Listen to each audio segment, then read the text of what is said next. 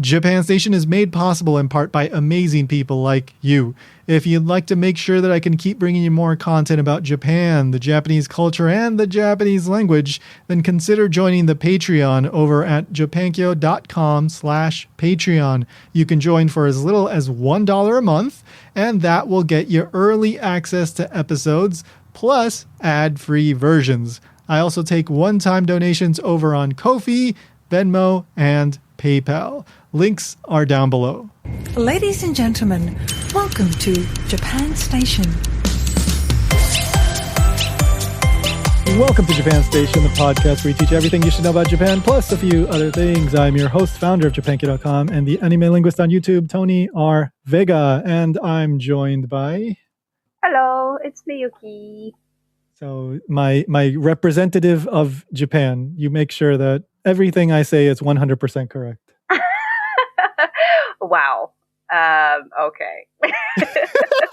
I hope I am knowledgeable enough to do that role. Wish me luck. Everybody's counting on you. Yes. Oh my god. All right. So let's talk about Tohoku again. So my regular listeners, you will know that we've been doing a series where we talk about every single prefecture in the Tohoku region. That's northeast Japan, Honshu specifically. I did an interview episode about Yamagata, and then every single other prefecture, I did an episode with Miyuki. We are down to our last Tohoku episode, prefecture, and that is Miyagi Prefecture. So yes, Miyagi is let's start with the location. So it is in the southern half of the Tohoku region, north of Fukushima, south of Iwate. Yamagata is northwest. West. Is it west? West, yes. West. Okay, and then Akita is northwest. Yes. So, basically, second prefecture when you start to make your way north from Tokyo. After Fukushima, and it is basically the most populated area within Tohoku. Specifically, the Sendai region is like the hub. That's where like the trains all branch out from there. That's the biggest city in the Tohoku region, and it is a pretty sizable city from what I've seen from videos and from what I've read. In terms of like the larger Tohoku region, though, like there's a population of like 2,200,000 roughly. I think the last time that I saw was 2023 was 2,200,000 something. So given that Japan's population is declining, it's probably less than 2023, but somewhere in that region. But yeah, Sendai is like the big city hub in the Tohoku region. So you've been there, but you haven't really spent any extensive amount of time there, right? I was in like around Sendai train station for business trip like years back, and I had to visit our client's office, and I think we're going to talk about this, but I had a chance to eat the famous local food on the way back. Okay. At the train station, but other than that, I wasn't doing any like sightseeing, unfortunately. So. Okay, we'll get to the food then soon. But let's just start with some general information here. So apparently the climate in Miyagi is not that harsh. So the Tohoku region is known to be cold, a lot of snow, but Sendai, especially in that area in Miyagi, is actually quite mild. So the winters are not as cold. Like locals, according to one thing that I was reading, is like, oh, they'll just put on a heat tech and maybe like a jacket and that's it, instead of like the whole winter thing, multiple layers. And then even the summer doesn't get as hot as a lot of other areas. So in terms of overall temperature from low to high, Miyagi is one of the milder areas in all of Japan. Nice. I'd Yeah, probably move there. I know. Yeah, yeah, and like I said, Sendai is quite large. It's got like the big shopping buildings all around the main station and all that. And it seems like, yeah. And I think it was like 1 hour by bullet train to Tokyo. So you're still very close, much more affordable, and mild weather. So, sounds pretty good. Yeah. Let's get into like some of the language stuff. So, Okay. every episode we've talked about dialect stuff. There's people say Tohoku dialect. Every region has its own dialect, okay, or variations, and a lot of times it's like a progression. It's not like from here to here it's a totally different thing. It's little by little it changes. Some areas share similar things. Blah blah blah. This seems to be mainly a like Sendai, maybe larger Miyagi area thing, but there's this word izui. Okay, and it's written e z like su, like the su with the two dots, right? Or tsu, the tsu, right? The tagyo, the tsu with the two dots. People depends who you ask, I guess. People write it differently, but it's pronounced the same way, easy.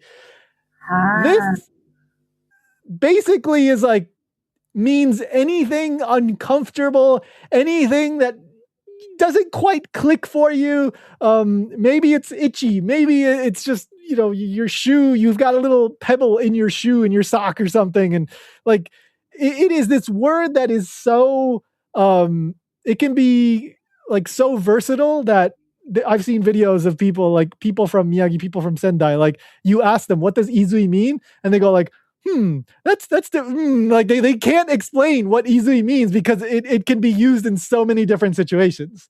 So it's like yabai almost, right? Like yabai can mean good, can mean bad, can mean amazing, can mean awful, can mean scary. But izui, like as far as I know, it's not used to mean anything good, but it's just this general feeling of discomfort that can mean anything from itchy to maybe even a little bit painful, just annoying, etc., etc.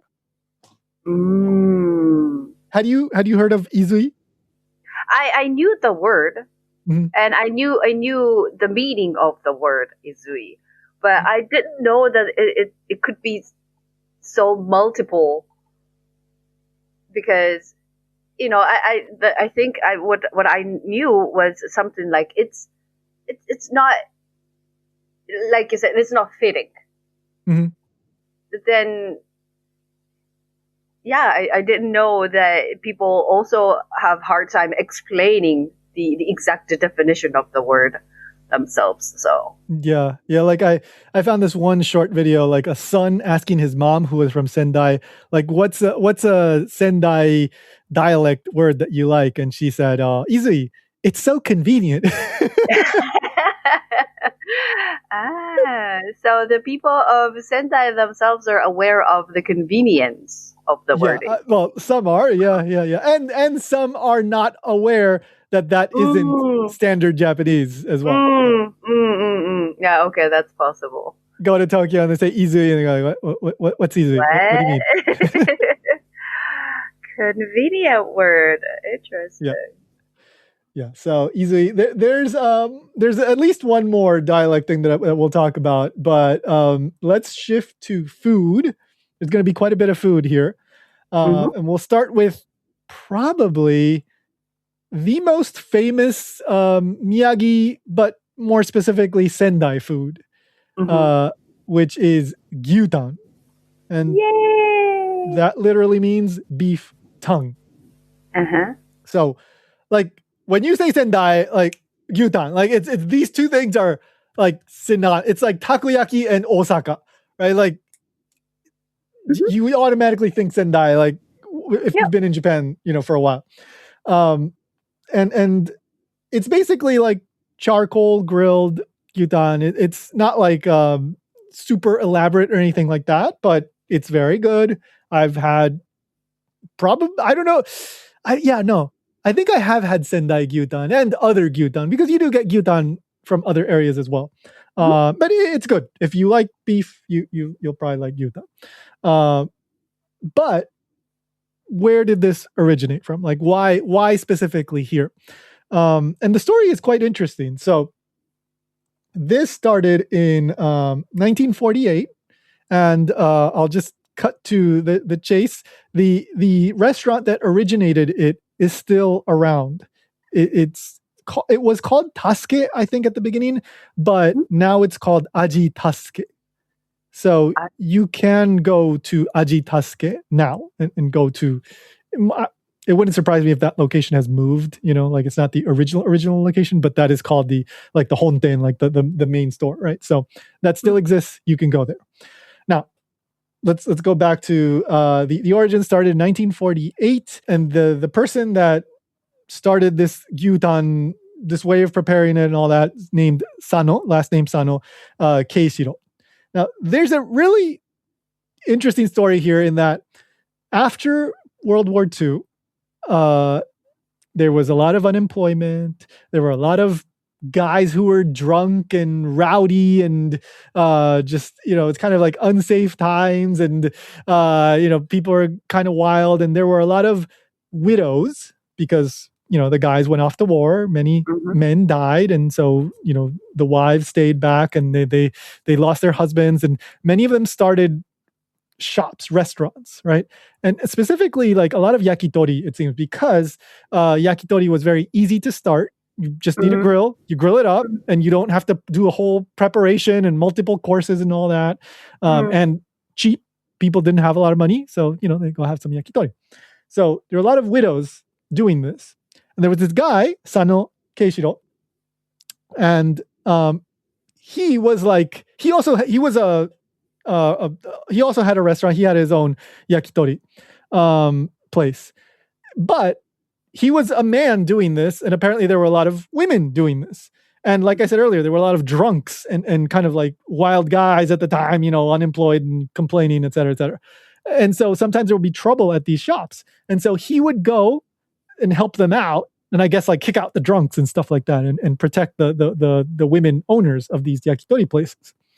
And so when it came time for him to open his shop, the I guess the women, the widows, suggested that he should name it Isshin Tasuke.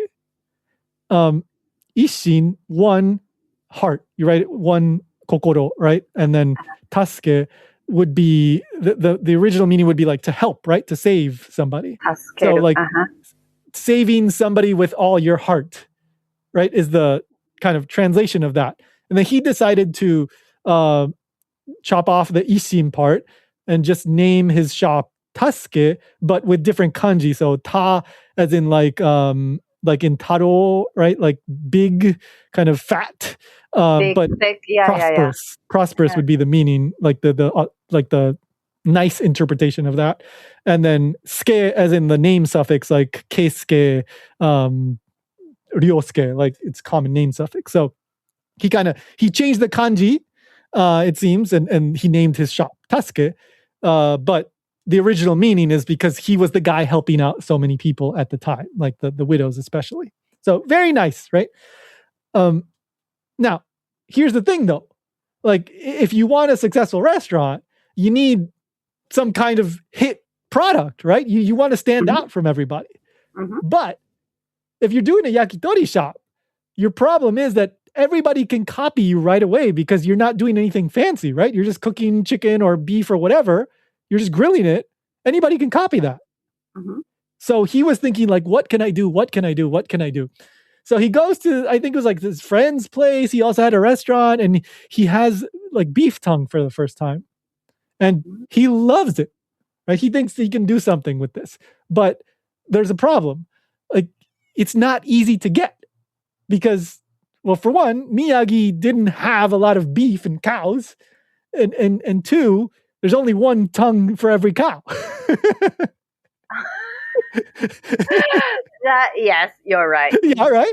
Yeah, you're right. And then on top of that, he was like trained in washoku, like he Japanese cooking and beef and tongue. It's not it. So he wasn't like experienced in preparing the tongue and all that. So he had to kind of figure it out, a lot of trial and error.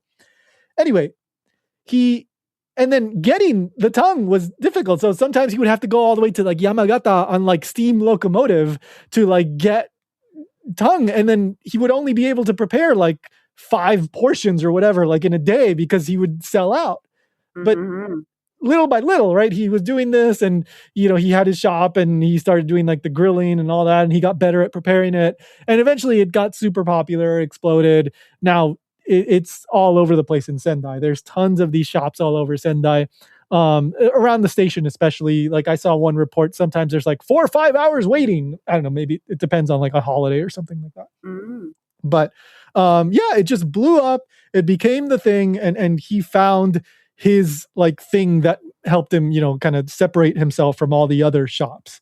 And there was a rumor that the reason why gyutan became a thing was because the American military base was importing beef, and so they would give him like the parts of the cow that normally weren't eaten, like the tongue. The American soldiers wouldn't eat that. But no, there it seems that is just a rumor, and no, because he was actually going to other prefectures and getting the beef, and it had nothing to do with the American base. So no. Anyway, gyutan became the thing, and now in Sendai, like that is, probably the most famous food that tourists will go to eat, when they're in Sendai or the larger Miyagi area.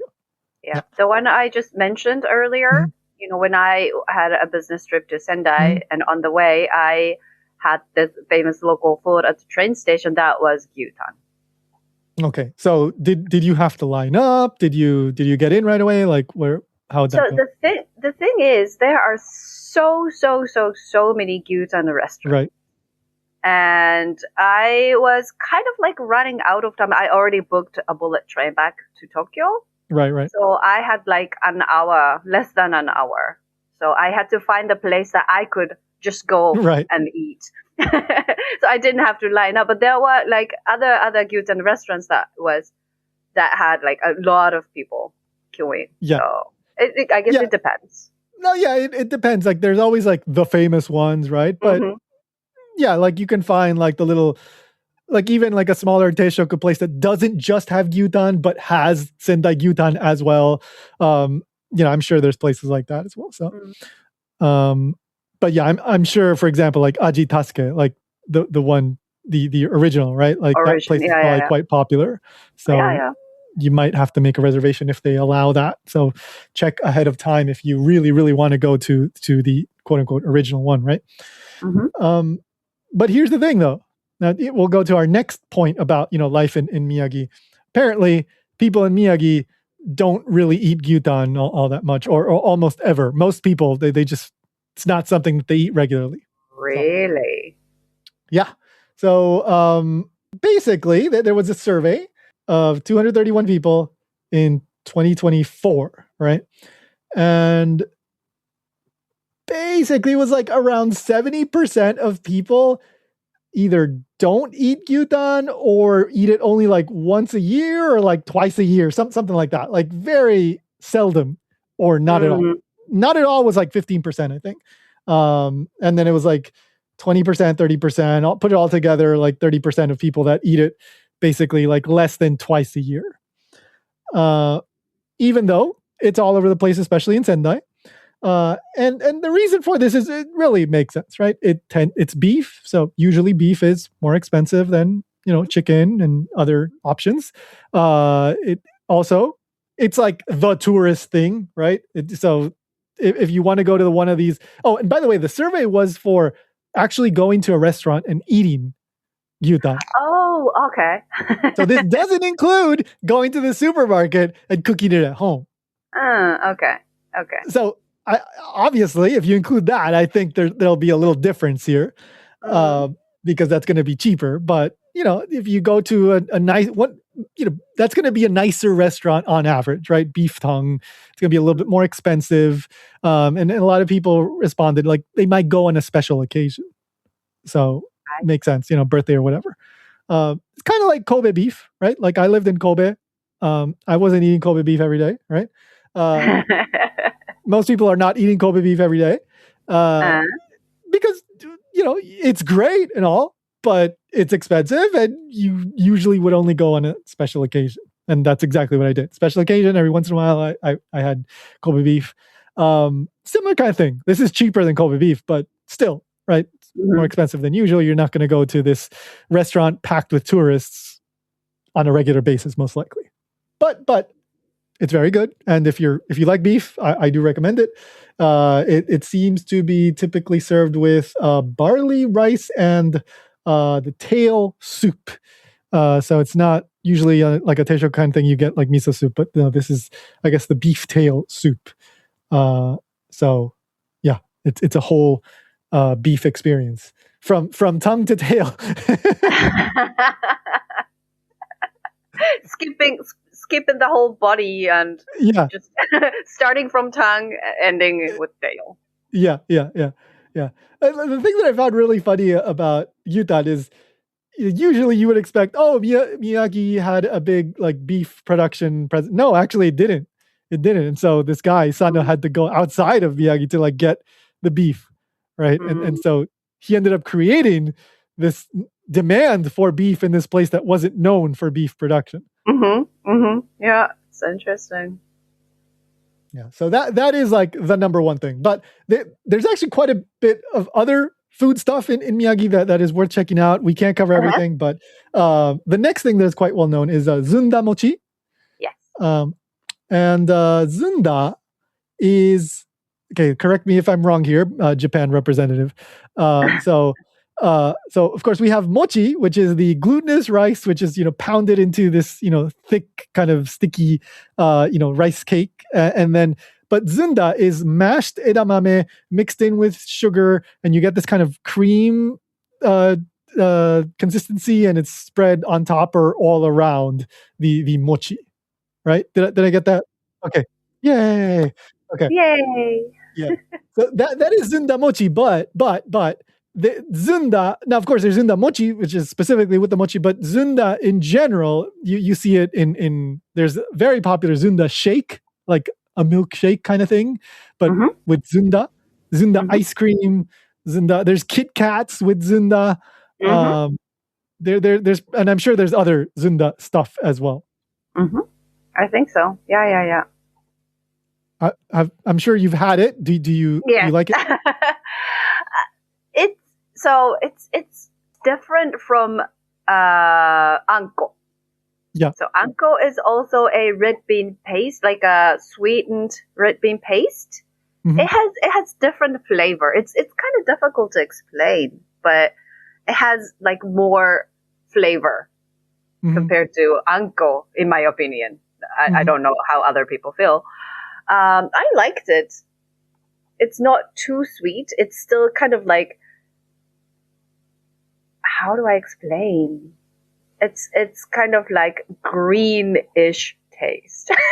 Does it make sense? I get that. How do you say? No, I get. So okay, so let me tell you where I've had it. So I had it here in Hawaii. So okay. I don't know if this shop moved and it's still around somewhere, but there used to be a place, for anybody who knows Honolulu, Ala Moana Center. There used to be this place in Ala Moana Center that was, I believe it was a shop from Miyagi, probably Sendai, and they had zunda shakes and probably a bunch of other zunda stuff, but they had zunda shakes. And so one time, probably like 9 years ago, a long time ago, I had a zunda shake. And I know what you mean. It had a slight, but you said like a green flavor, like a planty kind of flavor. Kind of, yeah. A little bit. But also, this is a long time ago, so I don't remember that well, but kind of vanilla-y, sweet flavor. I liked it, but I don't remember exactly. It might have been like a flavored zunda, some special, I don't remember. But I do remember that kind of, I guess, edamame-ish, mame-ish, plantish, I don't know, greenish flavor, something a little bit different that I thought, I was totally fine with it. I liked the shake and I would have it again. So, I'll probably be passing through Sendai. So if I can, I'll probably get one. Have you ever tried pandan leaf tea? No. Pandan leaf. I think it's from like Southeast Asian region. And it now that you said vanilla-ish a flavor. It reminded me of this pandan leaf tea. It's just a leaf, but when you make a tea out of it, it has vanilla-ish, sweet-ish, like autumn-ish flavor. Yeah.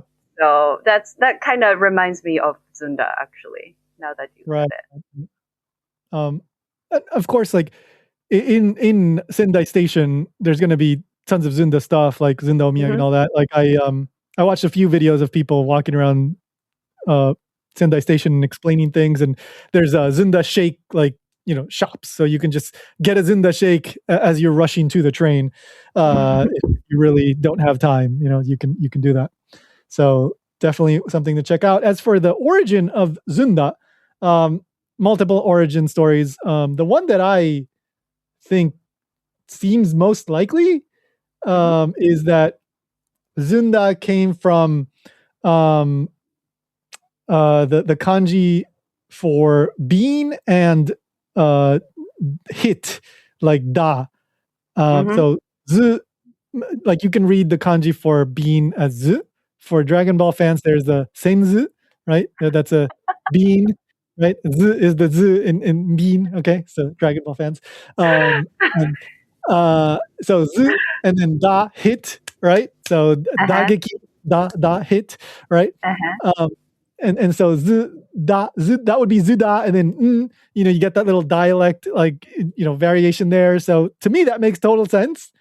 But as far as I know, that's not confirmed. Yeah, and then there's other stories about like Date Masamune and stuff. Like his sword was like Jinda dachi, and so he would like crush it with his sword. I don't know, Jindachi, yeah, Jindachi sword. Yeah, Jindachi sword. I'm not even sure. I mean, I don't know, is that the name of the sword, the type of the sword? But then he would like crush it with his sword or something. And then there's another one about a farmer, and I guess his name was like Jinda or something like that. And then, but Date Masamune, he liked the guy, and he created. So the farmer created the Zunda, but his name was like Jinda, right? And then Date Masamune named the Zunda after him. To me, like Date Masamune is the founder of Sendai, and there's a lot of Date Masamune stuff obviously, right, in Sendai. Yes. Big deal. And he's one of the more famous, like, feudal period, like, warlord people, right? So to me, this sounds like we just gotta like find a way to make this about Date Masamune. Typical thing. Yeah. Happens everywhere. To me, I like the kanji. Like, it's like that makes total sense, but we don't know for sure. Right? Yeah. Yeah. So that's Zunda. So definitely another thing worth trying when you're in Sendai, or even Miyagi outside of Sendai. I'm sure there's Zunda outside of Sendai as well. Oh, like general southern Miyagi, southern Tohoku is known for Zunda, not just Sendai. So that's why, like, even if you're outside of Sendai, you still can get it probably. Now, this is something I was not familiar with, but another food. So hoya, or maboya. Maboya. Apparently, you can say it either way, but I think hoya is the more common way. I think so. Maboya is the more scientific way, according to what I read. Oh. I guess it's the specific variety, Hoya is just the general term. So this is called sea squirt in English. And didn't know. Yeah, no, I'm not too familiar with this. But it's, I guess, correct me if I'm wrong here, because I obviously my eyesight's not too good. I can't see the picture too well, but it look like almost like little balls attached to usually like a shell or something like that. And Miyagi, I believe, is the biggest producer of these. There's a lot of seafood production in Miyagi, and Hoya is one of the things that they are known for. It can be eaten in as sashimi. It can be eaten, as tempura. Various other ways, that you can prepare it, vinegar. But the thing is that it's kind of like, I think sea urchin also goes through this, right? Like if it's not fresh, it can turn like the you get that ammonia kind of flavor and all that like very quickly, and so you don't see hoya much outside of the areas where it's kind of caught and produced, because of that. The flavor kind of goes bad quickly. So this is very specific to like the coastal area of Miyagi, but quite popular in that area, hoya. So have you had it? I think I've had only 1 or 2 times. Okay. And first of all, hoya looks, I don't know how to describe it. It looks scary. Because, so it looks like a human heart. Gotcha, okay. Like shape-wise, color-wise, but it has a little bit of... It's not spikes. Like something, it looks like something is poking out of a human heart. So it just doesn't look like something edible. Yeah, definitely not. And I have this greatest respect whoever thought to give it a try for the first time. I'm gonna eat this. They're very, very brave.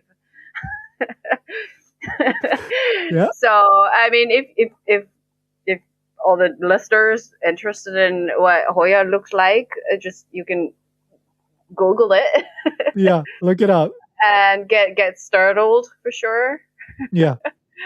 And I wonder who the heck decided to eat it, but yeah. Yeah, they actually. Oh, go ahead. Tell us about the taste. Yeah. So the taste is like. It's been very long time. I don't like really remember it, but it's a typical shellfish seafood kind of flavor. I think it's not that I. Yeah, it's not like mind blowing, but it just kind of tastes like a shellfishy kind of thing. Yeah, and then I think what's important is like that the texture. Yeah. It's like how do you say? I can't think of a best fitting onomatopoeia to this, but like puri puri. Okay. Shaki shaki puri puri. Yeah. Combined together, kind of. Yeah. Puri puri is like usually like you associate that with like something fresh, kind of. It's got a kind of snap to it. Yeah, I'm totally willing to try it. I just haven't had the opportunity. Yeah. It's difficult to translate to non-Japanese language. It's like なんだろう、クラゲ? Well, yeah. You just have to try it. Yeah. Yes. You have to try it. Okay, so Hoya, coastal regions especially, maybe even Sendai, because I'm sure there'll be restaurants there that offer it fresh, same day caught or whatever, and they farm it on the shores. So what they do is they put like shells, I think oyster shells, and then the Hoya grow off of the shells, and then they lower it with like ropes and stuff, I guess, and then they bring it up and then they harvest it. And Hoya has its own mascot. Did you know? Hoya Boya. I didn't know that, but it doesn't surprise me. You didn't? No, I didn't know that. Didn't? Oh no! I mean, people know Hoya because of Hoya Boya, I think. I love that. Really? Boya is like like boy or kid. So the Hoya kid. It had so many Hoya Boya goods. I love that. Oh yeah, and he is rather a cute looking mascot that goes very well with like nuigurumi, stuffed Hoya Boya and keychains and a lot of that. Well, I'm not surprised at all, but I didn't know about him, so thank you Hoya Uh-huh. boy, I love that. Uh-huh. Yeah. Yeah. So he's cuter than the actual Hoya. Definitely. Definitely. 100%. Hoya Boya is actually quite cute. And Hoya as an animal is not at all cute-ish. I'm sorry. I'm Wow. sorry to say this, but mhm. Okay. Well, going to another animal that's not cute. So now we can talk about sharks. So Kisin is another city in Miyagi, and this one is well known in part due to it being one of the most affected areas by the 2011 earthquake and tsunami. Yes. I will be in Kisinuma. That's like one of my goals to pass through Kisinuma because I know somebody who has volunteered there. He told me if I go there, he'll go there and we'll meet up there and he'll take me out to eat oysters and Okay. introduce me to people. So I Yes. plan to visit Kisinuma.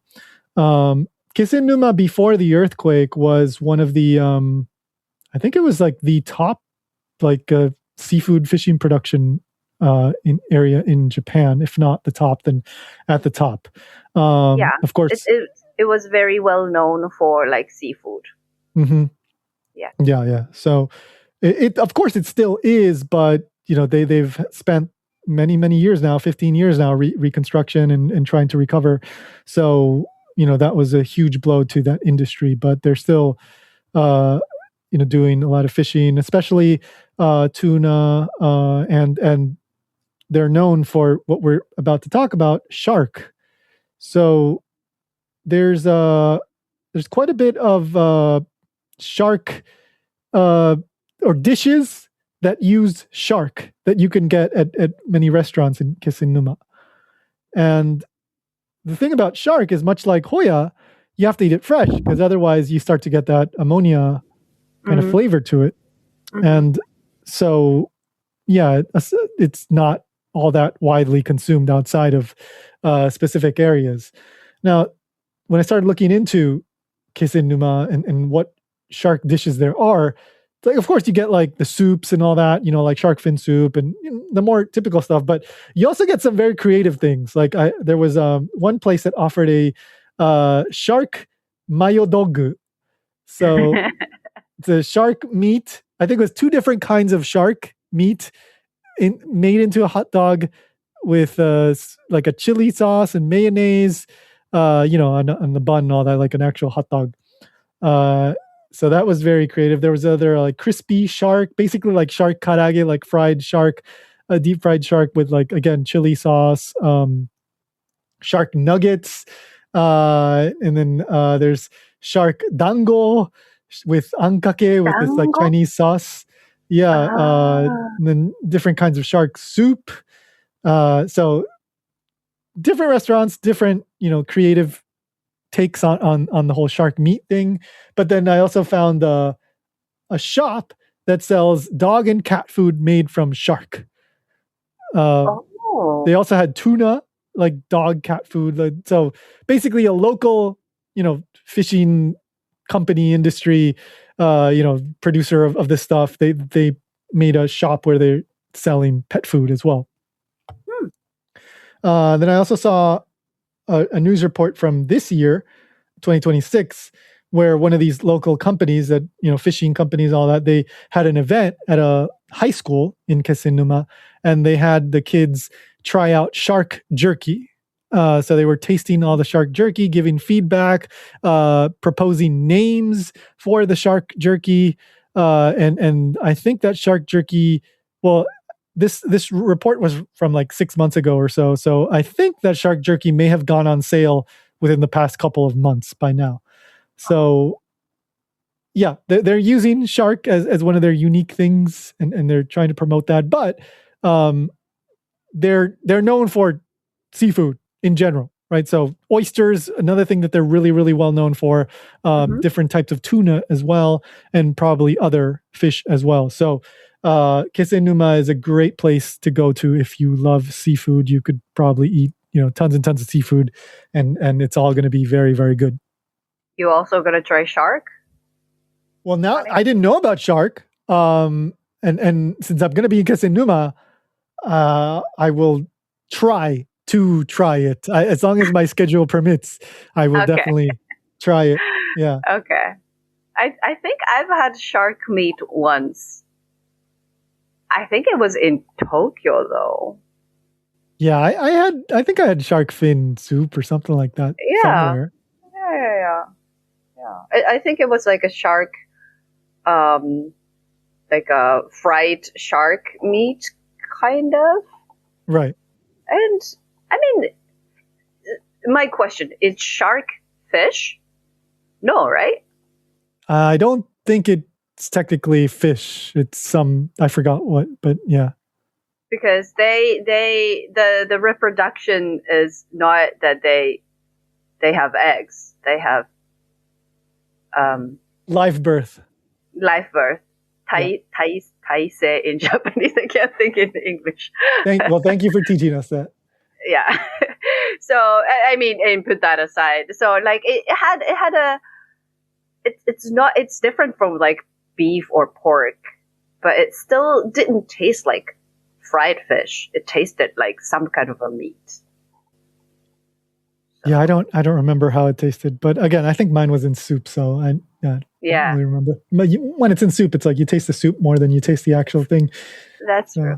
Yeah. So give it a try if you have a chance. Yeah. I would love to try the shark dog.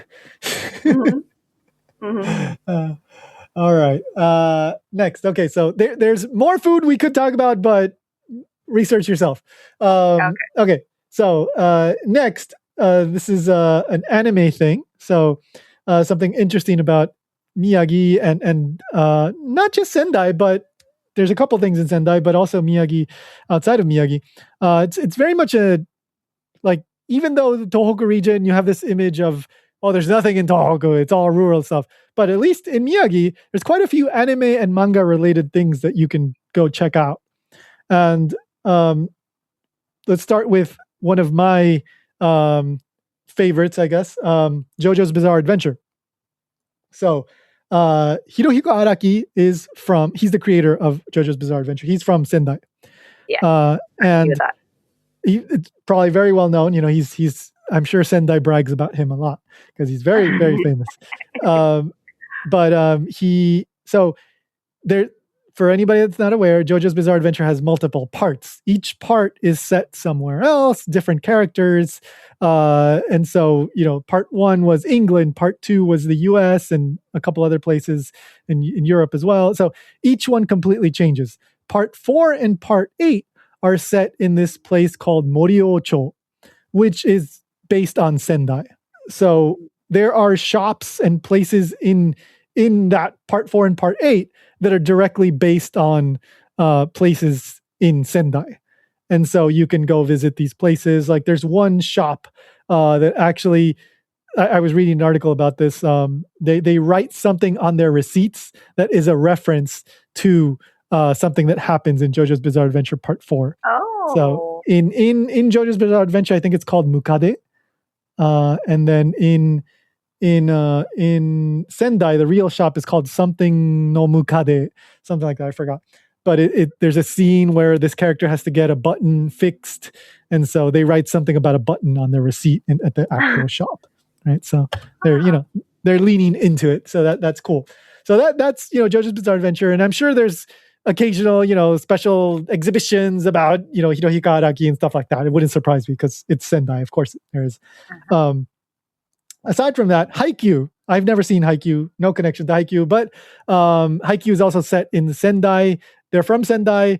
It's a volleyball show, so like one of the local arenas or whatever, and a park show up in the show, in the manga and anime. So Haikyuu fans, you can go check that out.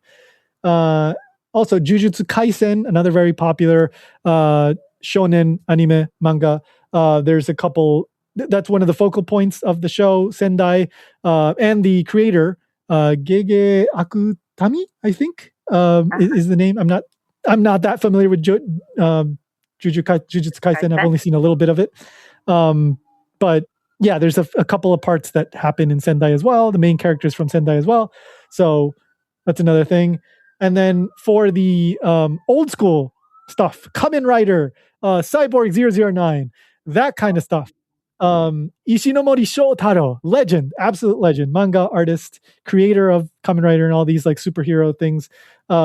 He was from Tome City in Miyagi. So there is a memorial museum to him in Tome, but also in Ishinomaki City, another one of these areas that was severely affected by the 2011 earthquake and tsunami.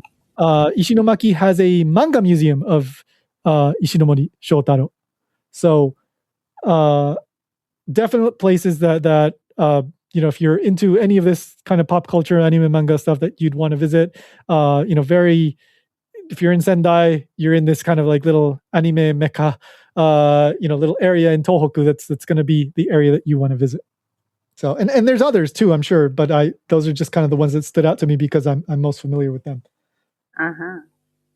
I knew there is a memorial museum for Ishinomori Shotaro, but I didn't know he was actually from Miyagi.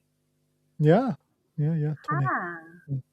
And last interesting little thing about life in Miyagi. This is another dialect thing. So socks that have holes in them are called Ohayo Kutsushita, which means good morning socks.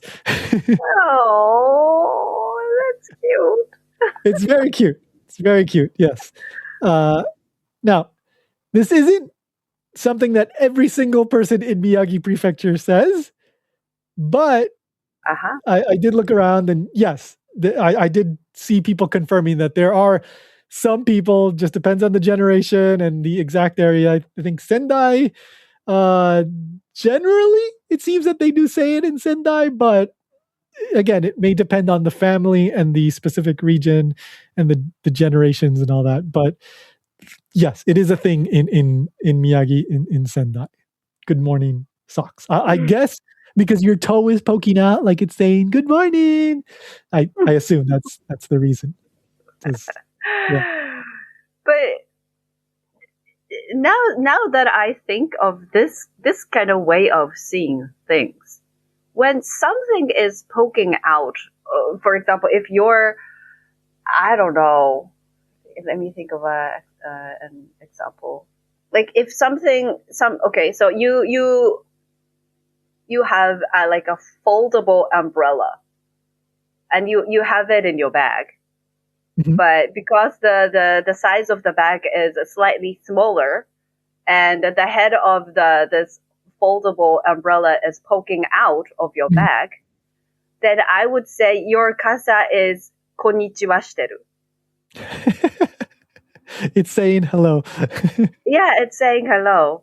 Yeah. So it's the way of saying something. It's saying hello. Something is konnichiwa shiteiru. Yeah. As more of like a general Japanese people's way of saying things. Yeah. No, in I a see certain that. way, in a cute-ish way. Yeah. So I've never heard of it, but it makes complete sense. It just explains the situation very well. Yeah. Konnichiwa kutsushita. Konnichiwa. Or ohayo kutsushita. Ohayo kutsushita. Yeah. Ohayo so yeah, it makes sense. I wonder, how this started. No idea. Maybe it was just some one person that just said it, caught on. Maybe there's something else. I don't know. I didn't see anything specific. But maybe I'm gonna use this term from today. I don't think you're gonna have that many opportunities to use it though. Konnichiwa shiteru. Well, I mean, like, kutsushita. Like how you don't see like socks with holes in them that often, right? The problem is though, I mean, I'm gonna say completely irrelevant thing, but because of the shape of my toe, I get holes. a Oh, lot. really? Especially on my like thumb. Is it thumb? Like toe? Yeah. Yeah. Toe, big toe. Yeah. Big toe. Yeah. Like I keep the reason I have to throw away my socks is always a hole on the same spot. Oh, okay. So I have plenty of opportunities to using Ohayo Kutsushita in the rest of my life, for sure. Well, your family, part of your family is from Tohoku, and you do have a connection to Sendai as well, right? Yeah, but I don't remember both my parents saying that to me. No, I mean, like, just genetically, like, you're just more prone to having socks in your, holes in your socks. It must be a Sendai thing or a, Tohoku thing. That is very true. I will have to ask both my parents. Hey, do you also get a lot of holes on your big toes? Is it a Tohoku thing?